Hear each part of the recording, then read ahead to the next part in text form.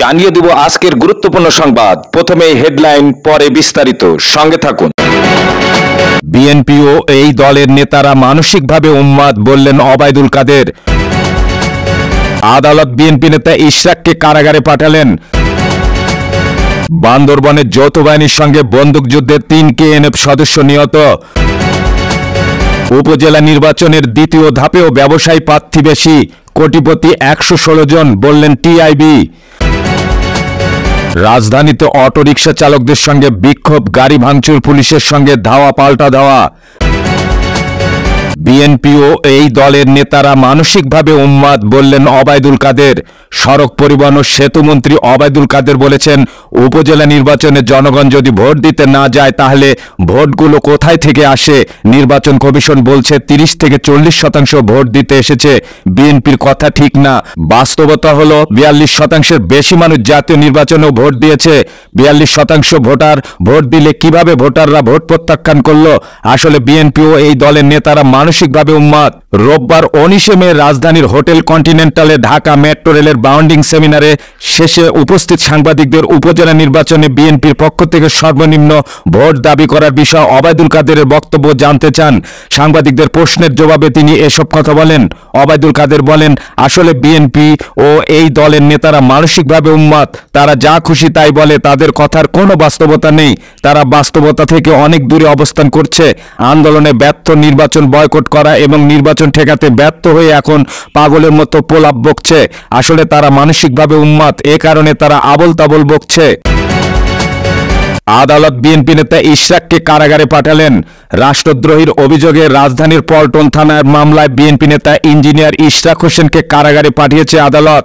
রোববার 19 মে ঢাকা মহানগর দায়রা জজ মোহাম্মদ শামস জগলুল হোসেনের জামিন বাতিল করে কারাগারে পাঠানোর এই আদেশ দেন। সংশ্লিষ্ট আদালতের অতিরিক্ত পাবলিক প্রসিকিউটর তাপস কুমার পাল এ তথ্য জানায়। মিথ্যার আশ্রয় নিয়ে দেশকে অস্থিতিশীল করতে রাষ্ট্রদ্রোহিতার অভিযোগে গত 29 অক্টোবর মহিউদ্দিন শিকদার নামে এক ব্যক্তি বাদী হয়ে রাজধানীর পল্টন থানায় মামলা করেন। মামলায় মিয়ান আরিফিন সহ অবসরপ্রাপ্ত লেফটেন্যান্ট জেনারেল হাসান সরওয়ার্দী এবং বিএনপি নেতা ইশরাক হোসেনকে আসামি করা হয়েছে। এ মামলায় গ্রেপ্তারের পর গত 30 অক্টোবর মিয়ান আরিফিনকে কারাগারে পাঠিয়েছে আদালত। গত 31 অক্টোবর সাভার থেকে হাসান সরওয়ার্দীকে গ্রেপ্তার করে ডিবি পুলিশ। এ বিষয়ে ইশরাকের আইনজীবী মোহাম্মদ তাহেরুল ইসলাম তৌহিদ সাংবাদিকদের বলেন, ইশরাকের 12 মামলায় জামিন চেয়ে আবেদন করা হয়েছিল। শুনানি শেষে আদালত 11 মামলায় জামিন দিলেও একটি মামলায় জামিন নামঞ্জুর করে পরে তাকে কারাগারে পাঠানোর নির্দেশ দেয়। বান্দরবনের যৌথ বাহিনীর সঙ্গে বন্দুকযুদ্ধে 3 কেএনএফ সদস্য নিহত।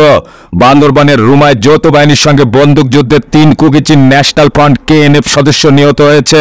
রোববার 19 মে দুপুরে এ ঘটনা ঘটে। এ সময় তাদের কাছ থেকে অস্ত্র, বেতার যন্ত্র ও বিভিন্ন সরঞ্জাম উদ্ধার করা হয়।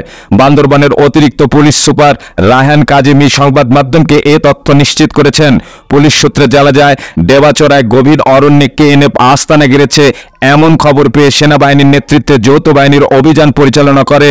সেখানে উভয় পক্ষের মধ্যে ব্যাপক সংঘর্ষ ও গোলাগুলির বিনিময়ের পর সেখান থেকে কেএনএফের 2 সদস্যের লাশ ও একজনের গুলিবিদ্ধ অবস্থায় উদ্ধার করে পরে হাসপাতালে নেওয়ার পথে মারা যায়। নিহতদের এখনও পরিচয় পাওয়া যায়নি।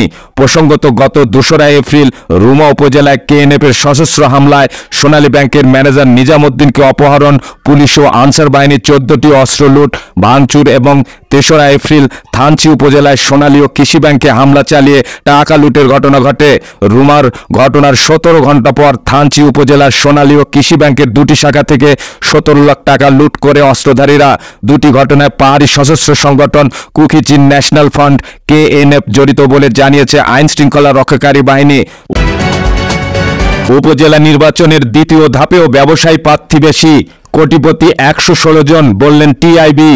ষষ্ঠ উপজেলা পরিষদ নির্বাচনের দ্বিতীয় ধাপে চেয়ারম্যান পদে প্রার্থীদের প্রায় 71% ব্যবসায়ী। চেয়ারম্যান প্রার্থীদের মধ্যে কোটিপতি রয়েছে 105 জন। গত উপজেলা পরিষদ নির্বাচনের তুলনায় এবার কোটিপতি প্রার্থীর সংখ্যা বেড়েছে প্রায় 3 গুণ।